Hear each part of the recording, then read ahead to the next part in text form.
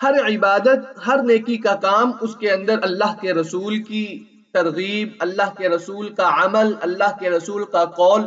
ضرور موجود ہوتا ہے، جو ہمارے لیے سنت کی حیثیت رکھتا ہے اور جو ہمارے لیے مسنون ہوتا ہے، اور اس کے مطابق ہم عمل کر کے اپنے اس عبادت کو، اس فعل کو اللہ کے ہاں زیادہ محبوب بنا سکتے ہیں اور زیادہ ثواب والا، زیادہ اجر والا بنا سکتے ہیں۔ اسی میں سے ایک عمل یہ ہے جو آج ہم میں سے کوئی بھی نہیں کرتا، اس کی بالکل فکر نہیں کی جاتی، کہ جب روزہ افطار کر لیتے اللہ کے رسول تو ایک دعا پڑھا کرتے تھے، اور یہ ہمارے لیے بھی ترغیب ہے، سنت ہے، ہمارے لیے بھی اس پر عمل کرنا ضروری ہے، کیونکہ ہم کوئی بھی عبادت کریں یا کوئی بھی عمل کریں نیکی کا، تو اس کو جتنا ہو سکے مسنون طریقے سے کیا جائے، وہ ہمارے لیے زیادہ ثواب کا، زیادہ اجر کا باعث بنتا ہے۔ تو رسول اللہ صلی اللہ علیہ وسلم جب روزہ افطار کر لیتے تو یہ دعا پڑھا کرتے تھے، ذهب الظمأ وابتلت العروق وثبت الاجر ان شاء اللہ، کا معنی یہ ہے کہ پیاس بجھ گئی، وابتلت العروق، رگیں تر ہو گئی،